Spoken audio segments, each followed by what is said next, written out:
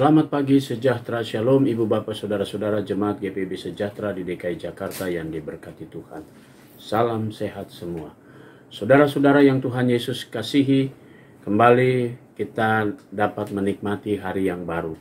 Kita sedang dituntun oleh Tuhan dengan kasih-Nya yang begitu besar. Kita sudah memasuki minggu kerja kita yang baru.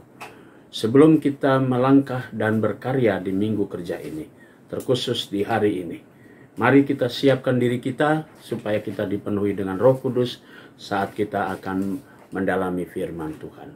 Kita satu dalam doa. Terpujilah Allah yang begitu baik. Engkau selalu menjaga kami dalam istirahat malam kami. Kini di pagi hari ini, Engkau sudah membuka lembaran hidup kami di pekan yang baru. Kami ingin melandasi hari pertama di pekan yang baru ini dengan firman Tuhan. Tuhan bimbing kami dengan Roh Kudus-Mu, supaya kami semua dapat memahami dan mengerti firman Tuhan. Dan firman-Mu kami bawa dalam hidup kami, untuk menjadi pelita yang menerangi setiap langkah hidup kami di hari ini.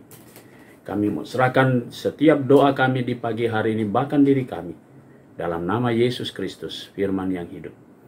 Amin. Saudara-saudara, pembacaan kita di pagi hari ini terambil dalam Perjanjian Baru, surat 2 Yohanes pasalnya yang pertama, ayat 9 sampai dengan 11. Dan penekanannya pada ayatnya yang ke-9, yang berkata demikian. Setiap orang yang tinggal di dalam ajaran Kristus, tetapi setiap orang yang tidak tinggal di dalam ajaran Kristus, tetapi yang melangkah keluar dari situ, tidak memiliki Allah. Barang siapa tinggal di dalam ajaran itu, ia memiliki Bapa maupun Anak. Demikian firman Tuhan. Judul yang menjadi landasan renungan kita berkata, tegas terhadap yang jahat. Saudara-saudara yang Tuhan Yesus kasihi, apa yang dialami oleh seorang Yohanes, dalam tanda petik disebut dia sebagai seorang penatua, sang penulis ini, memberikan masukan kepada jemaat Kristen mula-mula secara umum mengenai tantangan-tantangan yang sifatnya datang dari luar, yaitu mengenai ajaran-ajaran palsu yang bisa mempengaruhi persekutuan jemaat, sehingga mereka kalau tidak mempersiapkan diri, mereka mudah saja untuk kemudian tidak mengakui Yesus Kristus sebagai Allah dan Juru Selamat. Karena tadi banyak sekali pengajaran-pengajaran yang berbungkuskan Kristen, tetapi isinya justru tidak menceritakan tentang karya keselamatan Allah di dalam Kristus Yesus. Saudara-saudara yang Tuhan Yesus kasih, karena itu dengan tegas penulis dari surat Yohanes yang kedua ini, sebagai seorang pelayan Tuhan, sebagai seorang presbiter, seorang penatua, dia menghimbau jemaat itu supaya dengan tegas, kalau mereka menyimpang daripada ajaran Kristus, Injil Yesus Kristus, maka mereka tidak memiliki hidup. Tapi kalau mereka mengikuti ajaran Kristus, menerima Injil dalam kehidupan dan percaya kepada Kristus, maka mereka memiliki Bapa dan Anak. Dalam hal ini berbicara tentang prinsip. Karena itu, soal iman perlu ketegasan.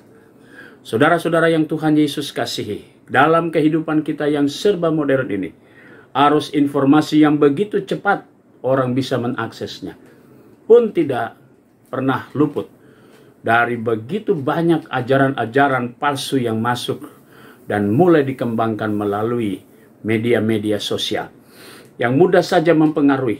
Kita bisa lihat banyak orang yang kemudian memberikan pengajaran mengenai Yesus bukanlah Allah. Mereka merasa bahwa diri mereka benar, dan karena itu mereka berupaya untuk membenarkan pendapat mereka, lalu mencari ayat-ayat Alkitab supaya bisa membenarkan pendapat mereka. Dan tidak heran saudara-saudara, banyak juga anak-anak Tuhan yang terpengaruh. Tapi hari ini kita diberikan ketegasan. Barang siapa yang mengikuti ajaran Yesus Kristus dalam Injilnya, maka dia akan memiliki Bapa dan Anak. Tapi kalau tidak, dia tidak akan memiliki Allah.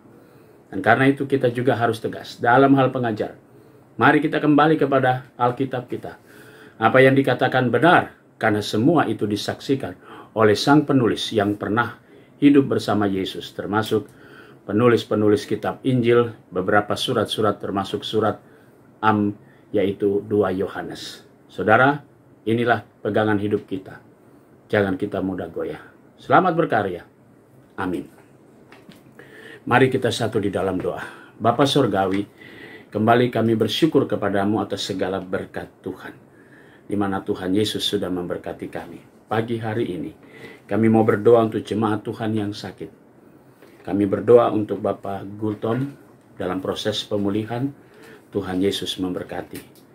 Kami mau berdoa juga untuk Opa Boy Kainama yang sudah dalam proses pemulihan setelah dirawat di rumah sakit, dan Tuhan akan menguatkan tubuhnya.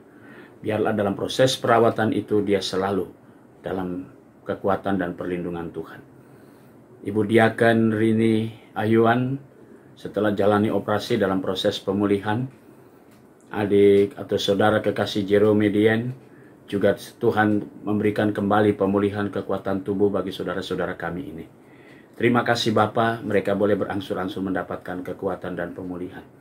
Kami mau berdoa untuk jemaat Tuhan, sektor pelayanan 1, keluarga Bapak Andi Susanto, dan Ibu Elsie Tulenan. Tuhan berkati keluarga-keluarga ini. Kami berdoa untuk jemaat Tuhan yang merayakan ulang tahun kelahiran. Tuhan berkati yang pada hari Minggu kemarin, adik Proven Hones Sega dan saudara Henry Munte. Tuhan berkati sukacita saudara-saudara kami yang bertambah usia di hari Minggu kemarin. Kami berdoa juga Tuhan untuk hari ini, saudara-saudara kami yang bertambah usia, Diaken Widi Nugroho, saudari Diana Sinta Laibois, adik Natali Desia Ayuan, Ibu Elizabeth Sumarsi, Ibu Crispina Suyati Tumelap, saudara Bapak Gerald Tumelap. Kami menyerahkan sukacita saudara-saudara kami atas pertambahan usia mereka di hari ini. Diberkatilah kehidupan mereka dan hikmat Tuhan selalu bertambah dalam hidup mereka. Kami berdoa juga untuk keluarga-keluarga yang pada hari Minggu kemarin boleh bersyukur atas pertambahan usia perkawinan. Keluarga Bapak Dumais Wongkaren dan Ibu Hilda Katerina Toreh, dan keluarga Bapak Heri Martinus Susilo dan Ibu Anita Laibois. Kami menyerahkan sukacita keluarga-keluarga ini ya Bapak, atas bertambah usia perkawinan mereka. Diberkatilah kehidupan mereka. Bapak di sorga, di hari ini juga, pagi hari ini kami mau berdoa untuk jemaat-jemaat GPIB dimanapun mereka berada. Kami juga mau berdoa pada pagi hari ini untuk pelayan firman dan sakramen dalam pergumulan mereka, terkhusus yang ada di sektor pelayanan di Jemaat GPIB Sejahtera, Bapak Pendeta Emeritus Metan Vanuan beserta keluarga, Ibu Pendeta Cindy dalam pergumulan suami terkasih, Bapak Rudolf, Tuhan berkati sehingga berangsur-angsur dia boleh kuat kembali dan pulih melalui terapi-terapi yang secara perlahan-lahan tapi pasti. Kami berdoa juga untuk Majelis Sinode GPIB, Tuhan memberkati di dalam tugas panggilan dan pengutusan mereka, keluarga mereka, karya kerja mereka. Kami serahkan doa kami di pagi hari ini ya Bapa, di dalam nama Tuhan Yesus Kristus, Juru Selamat kami yang hidup.